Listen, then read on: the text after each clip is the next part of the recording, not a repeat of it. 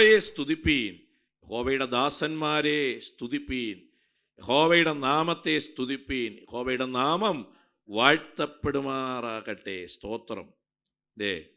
ഓരോരോ കാര്യങ്ങൾ വരികയാണ്. സ്തോത്രം. ആരൊക്കെ സ്തുതിക്കണമെന്നാണ് അടുത്ത് പറയുന്നത്? അന്ധകാരത്തിലും ഭൂമിയിലുമുള്ളവ അവൻ കുനിഞ്ഞു നോക്കുന്നു. അവൻ എളിയവനെ പൊടിയിൽ നിന്ന് എഴുന്നേൽപ്പിക്കുകയും ദരിദ്രനെ കുപ്പയിൽ നിന്ന് ഉയർത്തുകയും ചെയ്തു. പ്രഭുക്കന്മാരോടുകൂടെ, തൻ്റെ ജനത്തിൻ്റെ പ്രഭുക്കന്മാരോടുകൂടെ തന്നെ ഇരുത്തുന്നു. അവൻ വീട്ടിൽ മച്ചിയായവളെ മക്കളുടെ അമ്മയായി സന്തോഷത്തോടെ വസിക്കുമാറാക്കുന്നു. സ്തോത്രം. താഴോട്ട് വായിക്കുമ്പോൾ, അവൻ പാറയെ ജലതടാകവും തീക്കല്ലിനെ നീരുറവും ആക്കിയിരിക്കുന്നു. സ്തോത്രം. ഇങ്ങനെ ദൈവം ചെയ്യുന്ന നന്മകൾ വ്യക്തമായി, വളരെ കൃത്യമായി പറഞ്ഞിട്ട് പറയുന്നു, അതുകൊണ്ട് യഹോവയെ സ്തുതിപ്പീൻ. സ്തോത്രം. നമ്മുടെയും ജീവിതത്തിൽ ഞാൻ ആ കൂടെയൊക്കെ പറയാറുള്ളത് പോലെ, ദൈവം ചെയ്തതിനെ ഓർക്കാതെ ദൈവം നമ്മുടെ ജീവിതത്തിലൊന്നും ചെയ്തില്ല എന്നൊരു ചിന്തയകത്ത് വരുത്തുക എന്നുള്ളത് പിശാചിൻ്റെ ഒരു തന്ത്രമാണ്. ഇത്രയും പ്രാർത്ഥിച്ചില്ലേ, ഇങ്ങനെയൊക്കെ നടന്നില്ലേ, പിന്നെ എന്ത് കിട്ടി എന്നൊക്കെ നമ്മെ ചിന്തിപ്പിക്കാൻ പ്രേരിപ്പിക്കുന്ന ശത്രുവിൻ്റെ വിത്ത് പലരിലും മുളച്ച് ഫലിക്കാറുണ്ട്.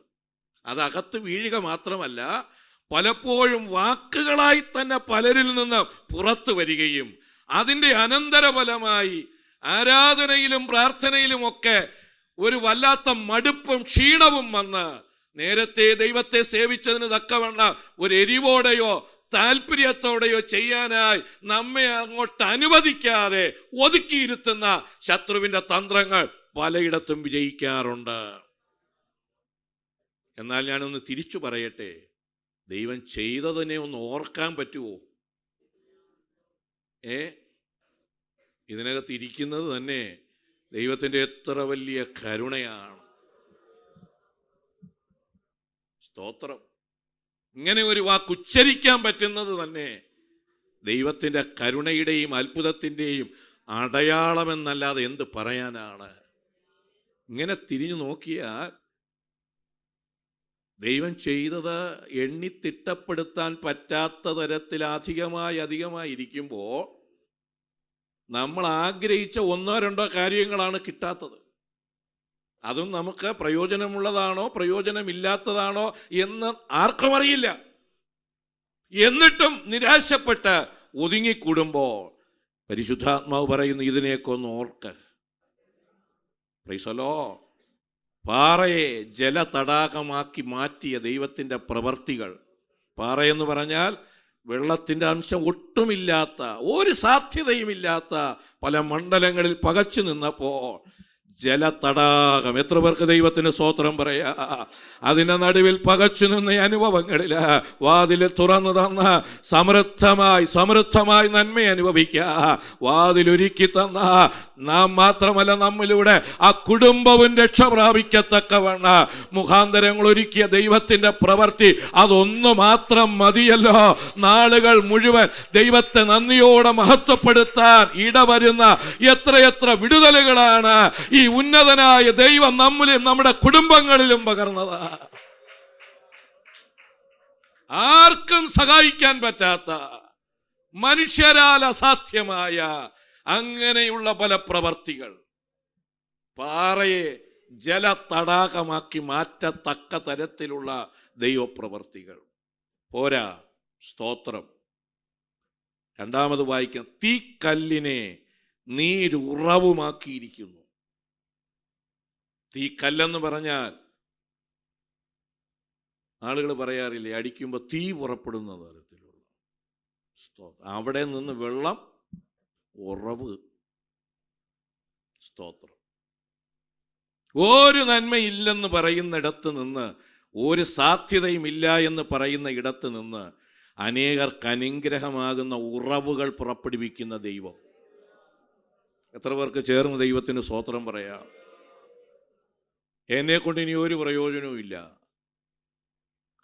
എന്നെ കൊണ്ട് ഇനി ഒരു സാധ്യതയുമില്ല എന്നൊക്കെ ഫുൾ സ്റ്റോപ്പ് ഇടുന്ന ഇടത്ത് നിന്ന് അനേകർക്ക് കുടിക്കത്തക്കവണ്ണം, അനേകർ നന്മ പ്രാപിക്കത്തക്കവണ്ണം, നമ്മിൽ നിന്ന് അനേകർക്ക് അനുഗ്രഹം വരത്തക്കവണ്ണം സാധ്യതകൾ കൽപ്പിക്കുന്ന ദൈവമാണ് നമ്മുടെ കർത്താവ്. എത്രയെത്ര അനുഭവങ്ങൾ നമ്മൾ കാണുന്നു. അപ്പോൾ അങ്ങനെ തുടങ്ങി. അടുത്ത മേളിലോട്ട് നമ്മൾ 113 വായിക്കുമ്പോൾ, ദരിദ്രനെ കുപ്പയിൽ നിന്ന് ഉയർത്തി പ്രഭുക്കന്മാരോടുകൂടെ ഇരുത്തി. കുപ്പ, സ്തോത്രം, വേസ്റ്റ് ബോക്സ്, അതിനകത്ത് വലിച്ചെറിയപ്പെട്ട് കിടന്ന ഇടത്ത്. അവിടെ നിന്ന് പിന്നെ ആരും അതിനെ പെറുക്കിക്കൊണ്ടുവരാൻ സാധ്യതയില്ല. അങ്ങനെ വലിച്ചെറിയപ്പെട്ട ഇടത്ത് നിന്ന് ഉയർത്തി പ്രഭുക്കന്മാരോടുകൂടെ മാനിക്കപ്പെട്ട നിലയിൽ കൊണ്ടിരുത്തി. ഇവിടെ വന്നിരുന്ന് എടുത്തുയർത്തിയ ദൈവത്തിന് നേരെ, സ്തോത്രം, കുറ്റം ആരോപിക്കുന്നത് എത്ര നന്ദികേടാണെന്ന് ദൈവമക്കൾ അറിയണം. എത്ര പേർക്ക് മനസ്സിലാകുന്നുണ്ട്? ഹല്ലേലൂയ. അതുകൊണ്ടാണ് യഹോവയെ സ്തുതിപ്പീൻ, യഹോവയുടെ ദാസന്മാരെ സ്തുതിപ്പീൻ, യഹോവയുടെ നാമത്തെ സ്തുതിപ്പീൻ. ഹല്ലേലൂയ. എൻ്റെ 114 സങ്കീർത്തനത്തിൻ്റെ തുടക്കത്തിലേക്ക് വരുമ്പോൾ, ഇസ്രായേൽ മിസ്രയീമിൽ നിന്നും യാക്കോബിൻ ഗൃഹം അന്യഭാഷയുള്ള ജാതിയുടെ ഇടയിൽ നിന്നും പുറപ്പെട്ടപ്പോ എന്ന് പറഞ്ഞാൽ, അവർ മിസ്രയീമിൽ നിന്ന് പുറപ്പെട്ടപ്പോ വേറൊരു ഭാഷ സംസാരിക്കുന്ന വേറൊരു കൂട്ടരുടെ നടുവിൽ നിന്ന് അവർ പുറപ്പെട്ടപ്പോൾ, യഹൂദ ഈ ദൈവത്തിൻ്റെ വിശുദ്ധ മന്ദിരവും ഇസ്രായേൽ അവൻ്റെ ആധിപത്യവുമായി തീർന്നു. ഹല്ലേലൂയ, സ്തോത്രം. യഹൂദ ദൈവത്തെ സ്തുതിക്കുന്നവൻ. ഹല്ലേലൂയ. ആ യഹൂദ ഗോത്രം ദൈവത്തിൻ്റെ വിശുദ്ധ മന്ദിരവും ഇസ്രായേൽ അധികമായി ഈ ദൈവത്തിൻ്റെ ആധിപത്യത്തിന് കീഴിലുള്ള ഒരു ജാതിയുമായി മാറി. നമ്മുടെയൊക്കെ ഭവനങ്ങൾ ദൈവത്തിൻ്റെ അധികാരത്തിന് കീഴിലുള്ള ഭവനങ്ങളായിരിക്കണം. ശത്രുവിന് അവകാശം പറയാനുള്ള ഒന്നും നമ്മിലോ നമ്മുടെ കുടുംബങ്ങളിലോ ഉണ്ടാകരുത്. ദൈവാധിപത്യത്തിന് കീഴിലുള്ള കുടുംബങ്ങളായി. അങ്ങനെ വന്നാലുള്ള ഗുണമാണ് താഴെ വായിക്കുന്നത്. സമുദ്രം കണ്ട് ഓടി. പ്രൈസല്ലോ. ആരെ കണ്ടോടി? ദൈവത്തെ, ദൈവം വസിക്കുന്ന യഹൂദ, ആ ആധിപത്യത്തിൻ്റെ കീഴിൽ പുറപ്പെട്ടു വരുന്ന ഇസ്രായേലിനെ മൊത്തം. ഇനി മനസ്സിലായി, ഈ ജനതയെ ഒന്നും ചെയ്യാനൊക്കത്തില്ല. കാരണം അവരോട് കൂടെ ഇരുന്ന് നയിച്ചു കൊണ്ടിരിക്കുന്ന ഒരു സർവശക്തനായ ദൈവമുണ്ട്. സമുദ്രം കണ്ട് ഓടി. യോർദാൻ പിൻവാങ്ങിപ്പോയി. പർവ്വതങ്ങൾ മുട്ടാടുകളെ പോലെയും കുന്നുകൾ കുഞ്ഞാടുകളെ പോലെയും തുള്ളി. സമുദ്രത്തോട് ചോദിച്ചു, സമുദ്രമേ നീ ഓടുന്നതെന്താ? യോർദാനെ നീ പിൻവാങ്ങുന്നതെന്താ? പർവ്വതങ്ങളെ നിങ്ങൾ മുട്ടാടുകളെ പോലെയും കുന്നുകളെ നിങ്ങൾ കുഞ്ഞാടുകളെ പോലെയും തുള്ളുന്നത് എന്താ?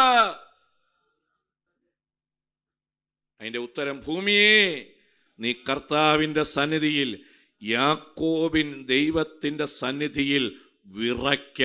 ഹല്ലേലൂയ. എത്ര പേർക്ക് സ്തോത്രം പറയാ? പ്രശ്നങ്ങളെ കണ്ട് നീയല്ല ഓടുന്നത്, പ്രതികൂലങ്ങളെ കണ്ട് നീയല്ല ഓടുന്നത്. ഹല്ലേലൂയ.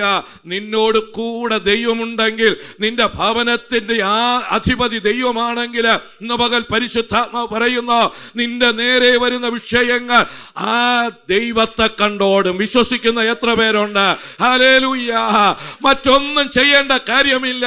ഈ സർവശക്തനായ ദൈവത്തെ കൂടെ നിർത്തിക്കൊണ്ട്, ഈ സർവശക്തനായ ദൈവത്തിന്റെ അധികാര പരിധിയിൽ നിന്നുകൊണ്ട് മുന്നോട്ട് യാത്ര ചെയ്യാൻ താല്പര്യപ്പെടുമെങ്കിൽ പ്രശ്നങ്ങൾ നിന്റെ നേരെ നിൽക്കത്തക്കവണ്ണം അതിന് ഒരിക്കലും സാധിക്കുകയില്ല. പ്രൈസലോ. പ്രതികൂലങ്ങളുടെ നേരെ ജയിക്കാൻ എന്ത് ചെയ്യണമെന്ന് നീ വല്ലാതെ ടെൻഷൻ അടിച്ച് ഭാരപ്പെടണ്ട.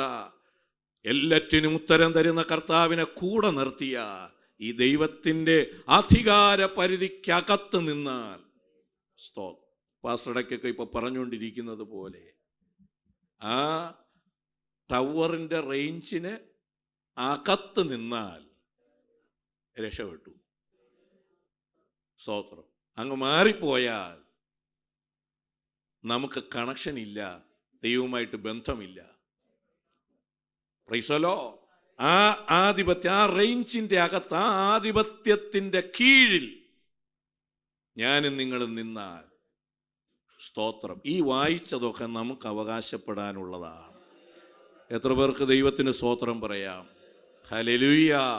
ഔവണ്ണമായിരിക്കാൻ ദൈവത്തിൻ്റെതായ സന്നിധിയിൽ തന്നെ യഹൂദ അവൻ്റെ വിശുദ്ധ മന്ദിരവും ഇസ്രായേൽ അവൻ്റെ ആധിപത്യവുമായി തീർന്നു. സ്തോത്രം.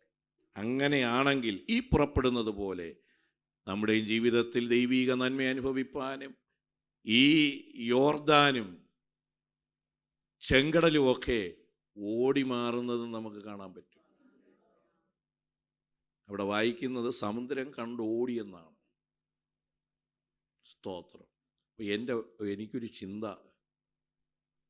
ഇതുവരെ വരുന്നത് കണ്ടപ്പോഴേ സമുദ്രത്തിന് മനസ്സിലായി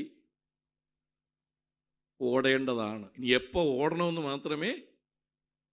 സ്തോത്രം. ഈ ഓടാൻ ഒരുങ്ങി നിൽക്കുന്ന സമുദ്രത്തെ കണ്ടിട്ടാണ് ഇവർ കരയിൽ നിന്ന് പിറുപിറുക്കുന്നത്, ഇവിടെ കൊല്ലാനോ കൊണ്ടുവന്നത്. ശ്രദ്ധിക്കൂ, സമുദ്രം കണ്ട് ഓടി. അപ്പോൾ ഓടാൻ വേണ്ടി ആര് നിൽക്കുകയാണ്? അപ്പോൾ ഈ മോശ വടിയൊന്ന് നീട്ടുന്നത് കാത്തിരിക്കുകയാണ്. വടി നീട്ടണം, ഓടണം. ഇതൊന്നും അറിയാത്ത കുറെ പേരെന്ന് പറയുന്നു കൊല്ലാനോ കൊണ്ടുവന്നത്. തിരിച്ചു പറയട്ടെ, കൊല്ലാനല്ല കൊണ്ടുവന്നത്, തകർക്കാനല്ല കൊണ്ടുവന്നത്. എത്ര പേർക്ക് ദൈവത്തെ മഹത്വപ്പെടുത്ത? കൊല്ലാനല്ല കൊണ്ടുവന്നത്, തകർക്കാനല്ല കൊണ്ടുവന്നത്. ആ പ്രശ്നത്തിനറിയാം ഓടേണ്ടതാണ്, വഴിമാറി കൊടുക്കേണ്ടതാണ്. എത്ര ദൈവമക്കൾ ആത്മാവിൽ ദൈവത്തെ മഹത്വപ്പെടുത്ത? ആ പ്രശ്നത്തിനറിയാം, ചെങ്കടലിനറിയാം, ജനത്തിന് വഴിമാറി കൊടുത്തേ മതിയാവുകയുള്ളൂ. അത് എപ്പോഴാണ് വഴിമാറേണ്ടത് എന്നുള്ളത് ആലോചിച്ചത് കാത്തിരിക്കുമ്പോ അതിൻ്റെ കരയിൽ നിന്ന് പിറുപിറുക്കുകയല്ല, അതിൻ്റെ കരയിൽ നിന്ന് എതിരെ സംസാരിക്കുകയല്ല, അവിടെ നിന്ന് ദൈവത്തെ മഹത്വപ്പെടുത്തുവാൻ സാധിച്ച നമ്മുടെ മേലതൊരു വിടുതല.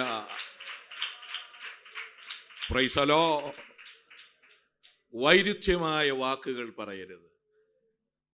Praise the lord. വൈരുദ്ധ്യമായ വാക്ക് കണ്ടോ? സമുദ്രം കണ്ട് ഓടാൻ നിൽക്കുന്നു, അതറിയാതെ ദൈവമക്കൾ അതിനെതിരെ സംസാരിക്കും. സ്തോത്രം. ആ സമുദ്രത്തിനെങ്ങാനും വായുണ്ടായിരുന്നെങ്കിൽ അപ്പോഴും വിളിച്ച് പറഞ്ഞേനെ, ആ ബിലയാമിൻ്റെ കഴുതയെ പോലെ, മണ്ടന്മാരെ വടി നീട്ടുന്നതും കാത്ത് ഞാൻ ഇരിക്കുകയാണ്. സ്തോത്രം. ഓടാൻ. ഹല്ലേലൂയ. അങ്ങനെ ദൈവം ഭംഗിയായി കാര്യങ്ങൾ ക്രമീകരിച്ചിട്ടാണ് നമ്മയും നമ്മുടെ കുടുംബങ്ങളെയും നടത്തുന്നത്. എത്ര പേർക്ക് സ്തോത്രം പറയാ? അന്യഭാഷയുള്ള മറ്റൊരിടത്ത് നിന്ന് നമ്മെ പുറപ്പെടുവിച്ചത് മറ്റൊന്നിനുമല്ല. ഇതുപോലെ ചെങ്കടല്, യോർദ, മരുഭൂമി ഒക്കെ ഉണ്ടെങ്കിൽ അതിൻ്റെ നടുവിലും അനുഗ്രഹിക്കപ്പെട്ട മുഖാന്തരങ്ങളെ ഒരുക്കിക്കൊണ്ട് എല്ലാറ്റിനോടും പറഞ്ഞിട്ടുണ്ട്, നീ ഓടണം, പിൻവാങ്ങണം, മാറിക്കൊടുക്കണം എന്നിങ്ങനെയുള്ള വ്യക്തമായ നിയമങ്ങൾ. സ്തോത്രം. നമുക്കറിയാലോ,